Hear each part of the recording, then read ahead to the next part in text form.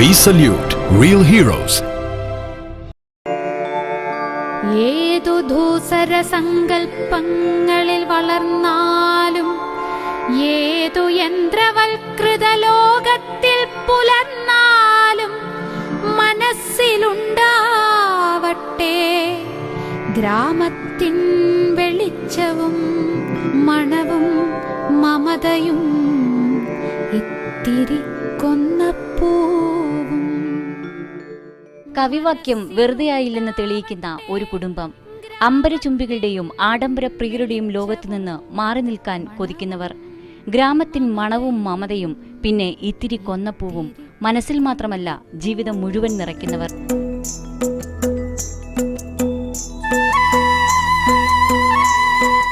ശില്പിയും ചിത്രകാരനും പരിസ്ഥിതി പ്രവർത്തകനുമായ മോഹൻ ചവറയാണ് ഈ കുടുംബത്തിലെ നാഥൻ. ഒന്നിച്ചു കാണുന്ന കിനാക്കളെല്ലാം യാഥാർത്ഥ്യമാക്കാൻ ഭാര്യ രുക്മിണിയും മക്കൾ സൂര്യയും ശ്രേയയും. അപൂർവ സുന്ദരവും ആരെയും മോഹിപ്പിക്കുന്നതുമായ ഒരു ജീവിതം. വിത്തുവിതച്ചും വിളവെടുത്തും പുഴയോട് കിന്നാരം പറഞ്ഞും പകലുകൾ. പിന്നെ പരിസ്ഥിതി പഠന യാത്രകൾ, സൗഹൃദ സന്ദർശനങ്ങൾ, അതിഥി സൽക്കാരം. അങ്ങനെ ഓരോ ദിവസവും എങ്ങനെ സമ്പന്നമാക്കാമെന്ന് ഈ കുടുംബം സമൂഹത്തെ പഠിപ്പിക്കുന്നു. ഭാരതപ്പുഴയുടെ ഈ തീരത്ത് ഒരു ചെറിയ സ്വപ്ന സാമ്രാജ്യം സാക്ഷാത്കരിക്കപ്പെടുന്നു. മണ്ണിനെയും പ്രകൃതിയെയും സ്നേഹിച്ച് നല്ല മനുഷ്യരാകാൻ ശ്രമിക്കുന്ന ഒരു കൂട്ടായ്മ. 15 കുടുംബങ്ങൾ. ഒരുപക്ഷെ രാജ്യത്തിന് തന്നെ അഭിമാനമാകുന്ന വലിയൊരു സന്ദേശമായിരിക്കാം നാളെ ഈ തീരത്തു നിന്നും നാം കേൾക്കാൻ പോകുന്നത്.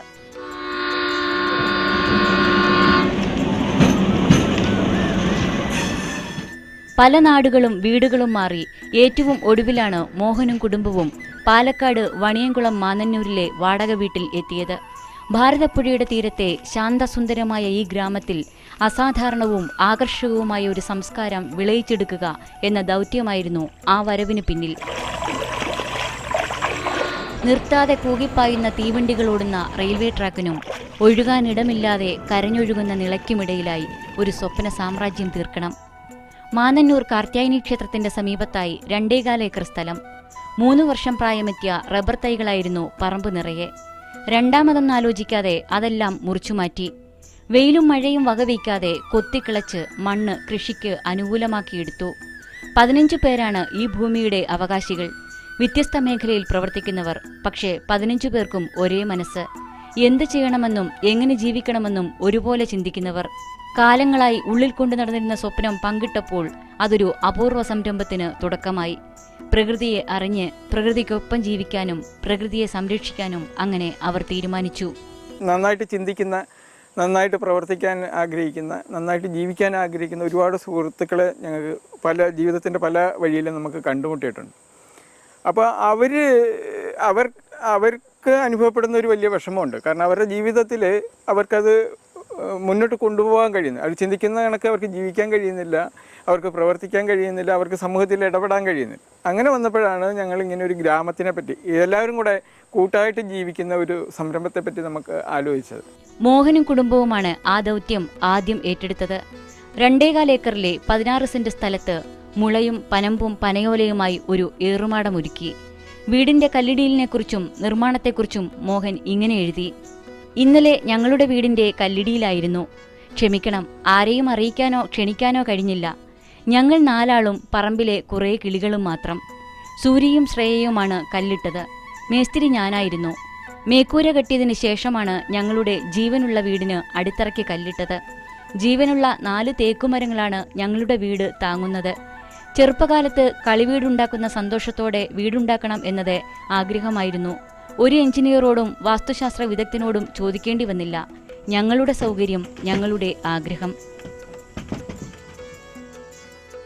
വീടുണ്ടാക്കാൻ ലക്ഷങ്ങളുടെ കടമെടുത്ത് സമാധാനം നഷ്ടമായി ഉള്ളുരുകി ഉറങ്ങാനാകാതെ കഷ്ടപ്പെടുന്നവരുടെ മുന്നിലേക്കാണ് മോഹൻ തന്റെ ഏറുമാടം തുറക്കുന്നത്. മറ്റുള്ളവരെ കാണിക്കാനല്ല വീടുണ്ടാക്കുന്നതെന്നും അത് ഞങ്ങളുടെ സൗകര്യവും ആഗ്രഹവുമാണെന്നും വിളിച്ചു പറയുന്നതും. കാറ്റും വെളിച്ചവും കുളിരും നിറഞ്ഞ കുഞ്ഞു വീടിന്റെ മുന്നിൽ ഒരാമ്പൽക്കുളമുണ്ടാക്കി. പറമ്പിലെ പണികൾക്കിടയിൽ കിട്ടുന്ന ഇടവേളകളിൽ പായൽ നീക്കിയും വെള്ളം മാറ്റിയും കുളം സംരക്ഷിക്കാൻ എല്ലാവരും എത്തുന്നു. മുറിച്ചു കളഞ്ഞ റബ്ബർ മരങ്ങൾക്കും അക്വേഷ്യയ്ക്കും പകരം പറമ്പിന്റെ മൂലകളിൽ നിറയെ ഫലവൃക്ഷ തൈകൾ നട്ടു.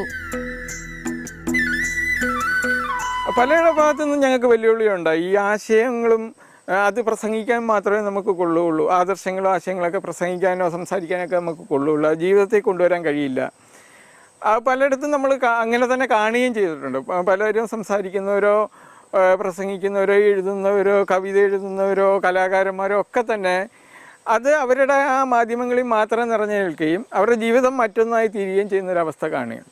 ധാരാളം ആൾക്കാർ ഇതുമായിട്ട് ബന്ധപ്പെട്ട് നമുക്ക് കൂട്ടായ്മയിലേക്ക് വരാൻ താല്പര്യം പ്രകടിപ്പിച്ചിരുന്നു. പക്ഷേ എങ്കിലും നമ്മൾ വളരെ വ്യക്തിപരമായി വളരെ പരിശോധിച്ച് നമ്മുടെ ഈ കൂട്ടായ്മയ്ക്ക് പ്രശ്നങ്ങളൊന്നും സൃഷ്ടിക്കാത്ത ആൾക്കാരാണ്, അല്ലെങ്കിൽ വലിയ മറ്റ് വഴിവിട്ട വലിയ താല്പര്യങ്ങളൊന്നും ഇല്ലാത്ത ഒരു 14 കുടുംബങ്ങളെ ഇപ്പം കിട്ടിയ സ്ഥലത്ത് അത്രയും പേരെ പറ്റുള്ളായിരുന്നു. അതുകൊണ്ട് 14 കുടുംബങ്ങളെ നമ്മൾ ഇതിലേക്ക് ക്ഷണിക്കുകയും അവരുടെ പേരിലേക്ക് ഈ സ്ഥലം അവർക്ക് ആവശ്യമുള്ള അത്രയും സ്ഥലം നമ്മൾ ഇതിലേക്ക് രജിസ്റ്റർ ചെയ്ത് എടുക്കുകയാണ്. ഇനി വരുന്നവർക്കും അവനവന്റെ ഇഷ്ടമനുസരിച്ച് വീടുണ്ടാക്കാം. കോൺക്രീറ്റ് നിർമ്മാണ രീതി കഴിവതും എല്ലാവരും ഒഴിവാക്കും. പ്രകൃതിയെ അറിഞ്ഞു ജീവിക്കാനെത്തുന്നവർക്ക് പ്രകൃതിക്കിണങ്ങുന്ന വീടുകൾ. 2.25 ഏക്കറിന്റെ പല ഭാഗത്തായി അങ്ങനെ 15 വീടുകളുണ്ടാകും. മതിലുകളോ വേലിയോ കെട്ടിത്തിരിക്കാത്ത വീടുകൾ. ഇതിനോട് ചേർന്ന് തന്നെ ചെറിയൊരു ഹാളും ഒരു ചെറിയ താൽക്കാലികമായ ഒരു ചെറിയ കിച്ചണും ആലോചിക്കുന്നുണ്ട്. ഈ അടുക്കള എന്ന് പറയുന്നത് 14 കുടുംബത്തിനും വേണ്ടി ഒരു കോമൺ അടുക്കളയാണ് നമ്മൾ ഉദ്ദേശിക്കുന്നത്. ഈ കോമണായിട്ട് ഈ ഓരോരുത്തരുടെ പേരിലേക്കുള്ള സ്ഥലം കൂടാതെ ഈ 14 പേർക്കും വേണ്ടിയിട്ടുള്ള ഒരു 60 സെൻറ്റ് സ്ഥലം നമ്മൾ ഇതിനകത്ത് ഉൾപ്പെട്ടിട്ടുണ്ട്. ആ സ്ഥലത്തായിരിക്കും കോമണായിട്ട് എല്ലാവർക്കും വേണ്ടുന്ന സൗകര്യങ്ങൾ ഒരുക്കുന്നത്. അതായത് ഇപ്പോൾ കിണർ കുഴിച്ച് കഴിഞ്ഞു. ഇനിയും ഉണ്ടാകാൻ പോകുന്നത് അടുക്കളയും ഹാളും ഗസ്റ്റുകൾക്ക് താമസിക്കാനുള്ള സൗകര്യമാണ്. ഇത് 14 കുടുംബങ്ങളിൽ എത്തപ്പെടുന്ന ഗസ്റ്റുകൾക്ക് താമസിക്കാനുള്ള സൗകര്യം കോമൺ ആയിരിക്കും. അതേപോലെ പാചകപ്പുര, അടുക്കള, അവിടെ ഭക്ഷണം തയ്യാറാക്കലെല്ലാം കോമൺ ആയിട്ടായിരിക്കും. ആരെയും നിർബന്ധിക്കുന്നില്ല ഈ കാര്യത്തിൽ.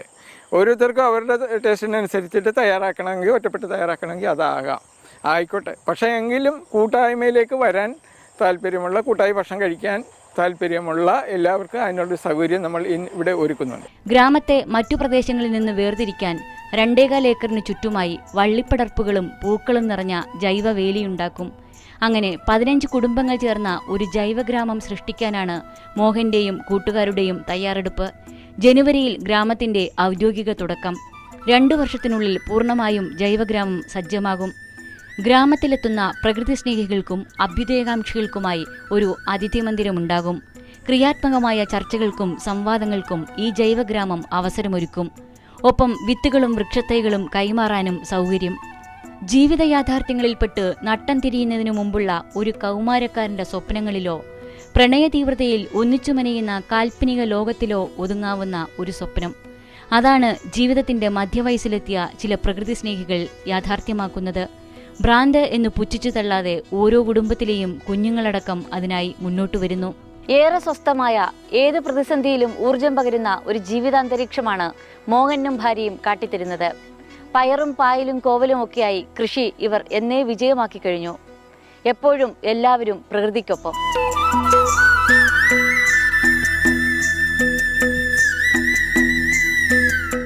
സൂര്യൻ ഉദിക്കുന്നതിനു മുമ്പ് മോഹനും ഭാര്യയും കൃഷിസ്ഥലത്തെത്തും. സൂര്യയും ശ്രേയയും വീട്ടിലിരുന്ന് ഭക്ഷണം തയ്യാറാക്കി പിറകെ എത്തും. കളപറിച്ചും വിത്തുപാകിയും വിളവെടുത്തും തളരുമ്പോൾ മക്കൾ കൊണ്ടുവന്ന ഭക്ഷണം എല്ലാവരുമായി പങ്കിട്ട് കഴിക്കും. നീളത്തിൽ വെട്ടിയെടുത്ത ഒരൊറ്റ ഇലയിൽ ഒന്നിച്ചുള്ള ഉണ്ണൽ. കൂർക്കയും പയറും പാവലും മത്തനും നിലക്കടലയും ചീരയും നിറഞ്ഞതാണ് പറമ്പ്. നിളയിലെ കാറ്റും നനവുമേറ്റ് തഴച്ചു വളരുന്നുണ്ട് എല്ലാം.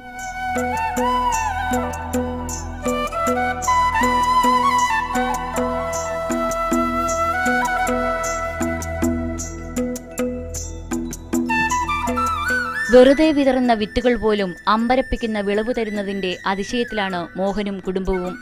ഒരു പരീക്ഷണത്തിനാണ് ഒരു പിടി ചെറുപയർ വാരി വിതറിയത്. ഇപ്പോൾ കായ്ച്ചു മറിഞ്ഞ് വിത്തെറിഞ്ഞവരെ നാണിപ്പിക്കുന്നു ഈ പയർച്ചെടികൾ. 15 കുടുംബത്തിന് ആവശ്യമായ പച്ചക്കറിക്കായി ഈ 2.25 ഏക്കർ സ്ഥലം ധാരാളമാകുമെന്ന ഉറച്ച വിശ്വാസമുണ്ട് മോഹന്.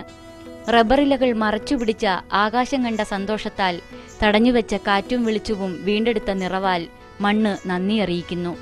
ഇത്രമേൽ പ്രകൃതിയെ സ്നേഹിക്കുന്ന ഒരു കുടുംബത്തിന്റെ കരസ്പർശത്താൽ ചെടികൾ സ്നേഹമറിയിക്കുന്നതുമാകാം.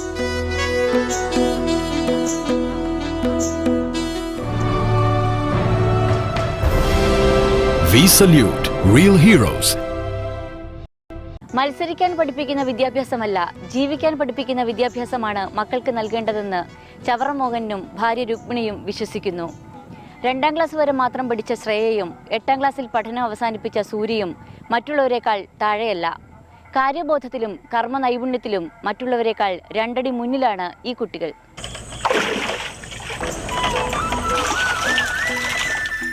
എട്ടാം ക്ലാസ്സിൽ പഠനം അവസാനിപ്പിച്ചു സൂര്യ. ശ്രേയ 2ലും.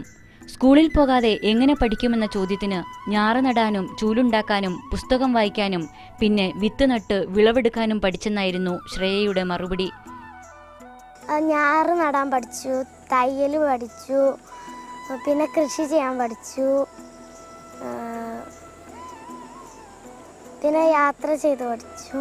കുട്ടിത്തം വിട്ടുമാറുന്നതിനു മുമ്പ് പ്രകൃതിയിലേക്കിറങ്ങി ജീവിക്കാനുതകുന്ന ഒരു പഠന സമ്പ്രദായത്തിന്റെ ഭാഗമായി കഴിഞ്ഞു ഈ 9 വയസ്സുകാരി. പരിസ്ഥിതി സംരക്ഷണ പ്രവർത്തനങ്ങളിലും പാചകത്തിലും തുന്നലിലും എല്ലാം ചേച്ചിയോടൊപ്പം. ആവും വിധമെല്ലാം കൃഷിയിൽ അച്ഛനു കൂട്ടാകുന്നു. പൊരുത്തപ്പെടാൻ സാധിക്കാത്തതായിരുന്നു ശ്രേയയ്ക്ക് സ്കൂൾ സിലബസ്. അതിൽ നിന്ന് കുഞ്ഞു ശ്രേയയെ രക്ഷപ്പെടുത്തി സ്വതന്ത്രമായി പഠനത്തിനും ജീവിതത്തിനും അവസരമൊരുക്കി അച്ഛനും അമ്മയും. തേക്കുമരത്തിൽ കിളികൾക്കായി അച്ഛനൊപ്പം മുളക്കൂടുകൾ വയ്ക്കാനും പണിയെടുത്ത് തളരുന്ന സന്ധ്യകളിൽ നിളയുടെ തീരത്തെ കാറ്റേറ്റിരിക്കാനുമാണ് ശ്രേയയ്ക്കിഷ്ടം.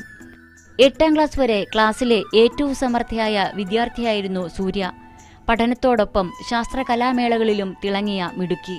ഒരു നാൾ എല്ലാവരെയും അമ്പരപ്പിച്ച് സ്കൂളിന്റെ പടികൾ തിരിച്ചിറങ്ങിപ്പോന്നതാണ് സൂര്യ. അവിടെ നിന്നും പഠനം തുടങ്ങുകയായിരുന്നെന്ന് സൂര്യ പറയുന്നു. ചെടി നടണമെങ്കിലോ തടം എടുക്കണം, നമ്പർ 1 തടം എടുക്കണം, ചെടി നടണം, വളരണം, അങ്ങനെ 1 by 1 ആയിട്ട് നമ്മൾ സ്കൂളിൽ പഠിക്കുമ്പോൾ എൻ്റെ എഡ്യൂക്കേഷനിൽ ഞാനത് ചെയ്തുകൊണ്ടാണ് പഠിക്കുന്നത്. അപ്പോൾ ചെയ്യുമ്പോൾ തന്നെ ആ ചെടി അവിടെ മണ്ണിൽ നിൽക്കുന്നതിൻ്റെ ആവശ്യകത, എൻ്റെ മണ്ണിൽ നിൽക്കുന്നതിൻ്റെ ആവശ്യകത, ഭൂമിയിൽ ആവശ്യമുള്ളതിൻ്റെ നിൽക്കുന്നതിൻ്റെ ആവശ്യകത ഒക്കെ ഞാൻ തിരിച്ചറിഞ്ഞുകൊണ്ടിരിക്കുകയാണ്, അനുഭവിച്ചുകൊണ്ടിരിക്കുകയാണ്. അങ്ങനെയുള്ള എഡ്യൂക്കേഷനും തിയറിറ്റിക്കലി പഠിക്കുന്നതിനും തമ്മിൽ ഒരുപാട് വ്യത്യാസങ്ങളുണ്ട്.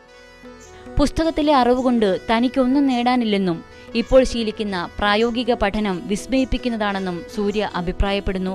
ഒരു 17 വയസ്സുകാരിയുടെ പ്രായത്തിൽ കവിഞ്ഞ പക്വതയും അറിവുമുണ്ട് സൂര്യയുടെ വാക്കുകൾക്ക്. കണ്ടും കേട്ടും തൊട്ടും ലോകത്തെ പഠിക്കാനാണ് സൂര്യയ്ക്കിഷ്ടം. നിളയോര യാത്രയിൽ സജീവമാണ് മോഹനും കുടുംബവും. പുഴയോരത്തെ ഭൂമിയുടെ ഉപയോഗം, ജൈവസമ്പത്ത്, ജലസ്രോതസ്സുകൾ, നിർമ്മാണ പ്രവൃത്തികൾ തുടങ്ങിയവ പഠിക്കാനുള്ള പഠനയാത്രയാണിത്.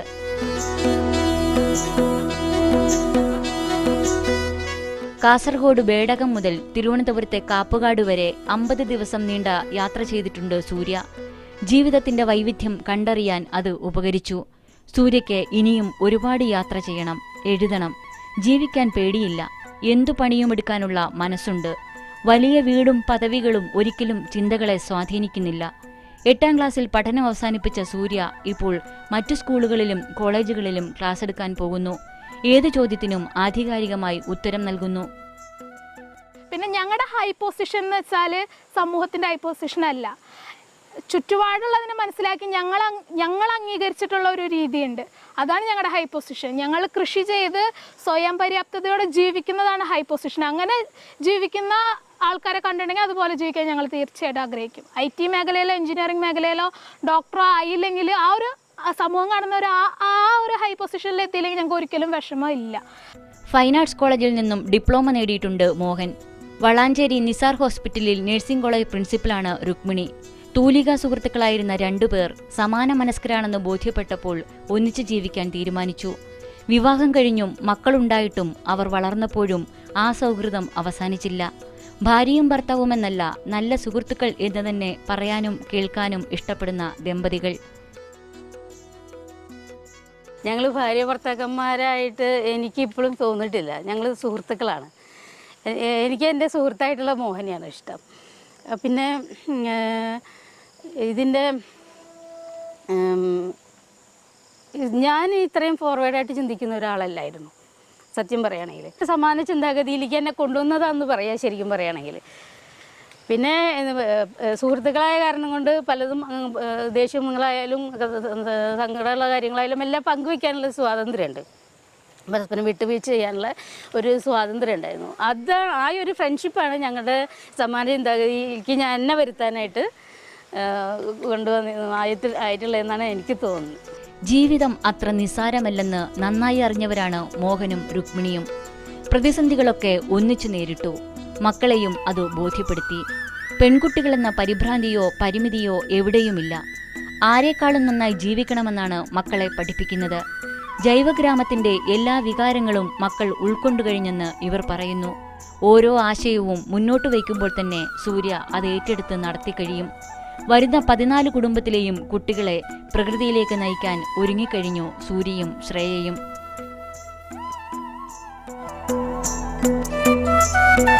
ജൈവഗ്രാമത്തിലെ ആദ്യ കുടുംബമെന്ന നിലയിൽ ഒരുപാട് ഉത്തരവാദിത്തങ്ങളുണ്ട് മോഹന്. ജോലി രാജിവെച്ച് എപ്പോഴും ഒപ്പം നിൽക്കാനുള്ള തീരുമാനത്തിലാണ് രുക്മിണി. ഒരു പുതിയ സംസ്കാരത്തിനായുള്ള ഈ കുടുംബത്തിന്റെ രാപ്പകലില്ലാത്ത പ്രയത്നങ്ങൾക്ക് സാക്ഷിയാണ് നിള. മരിച്ചുകൊണ്ടിരിക്കുന്ന പ്രിയപ്പെട്ട നദിക്ക് പുനർജീവനത്തിന്റെ ഒരു കുഞ്ഞു പ്രതീക്ഷയുണ്ടിപ്പോൾ. ഇനിയും വരും നിളയെ സ്നേഹിക്കുന്നവർ ഈ തീരത്തേക്ക്. ആ കൂട്ടായ്മയും നിളയോര യാത്രകളും നൽകുന്ന ഊർജത്തിൽ വേനലിലും വറ്റാതെ നിള ഒഴുകിയെങ്കിലോ? കാലങ്ങളായി ഈ വഴിയിലൂടെ പാഞ്ഞുപോകുന്ന തീവണ്ടികൾ ഇനി വേഗതയൊന്ന് കുറച്ചേക്കും. കടന്നുപോകുന്ന ദേശങ്ങളിലേക്കു പുതിയൊരു കഥ പകരാം. ആ കഥ കേട്ട് ഈ നിളാതീരത്തെത്താൻ കൊതിക്കുന്നവർക്കായി ഇവിടൊന്ന് നിന്നു പോകാം. താനിന താനിന്ന താനേ താനിന താനിന്നാനേ താനിന താനിന്നം താനം താനേ താനിന താനിന്നാനേ. എന്തിനു പൂങ്കാരളേ നീ എന്നോട് വയ്യപ്പം കാട്ടണത്? തെറ്റുകൾ എന്തേലും ചെയ്തോ ഞാനും കുറ്റം പറഞ്ഞോടേ? താനിന താനിന്നം താനേ താനിന താനിന്നാനേ താനിന താനിന്നം താനം താനേ താനിന താനിന്നാനേ. പുതിയൊരു ജീവിത സംസ്കാരത്തിന് ഒരുങ്ങുകയാണ് ഈ മണ്ണ്. ഇവിടെ വീശുന്ന കാറ്റിനും ഇവിടെ പൂക്കുന്ന പൂക്കൾക്കും പുതിയൊരു ഉന്മേഷം. കെട്ടുകാഴ്ചയോ ഘോഷയാത്രയോ അല്ല ജീവിതം. അത് മണ്ണിൽ തുടങ്ങി മണ്ണിൽ വളർന്ന് മണ്ണിൽ അവസാനിക്കുന്നതാണ്. എവിടെ ജനിച്ചു എന്നതല്ല, എങ്ങനെ ജീവിക്കുന്നു എന്നതാണ് ഓരോരുത്തരുടെയും വിധി നിശ്ചയിക്കുന്നതെങ്കിൽ സൂര്യയ്ക്കും ശ്രേയയ്ക്കും അഭിമാനിക്കാം നന്നായി ജീവിക്കുന്നതിൽ.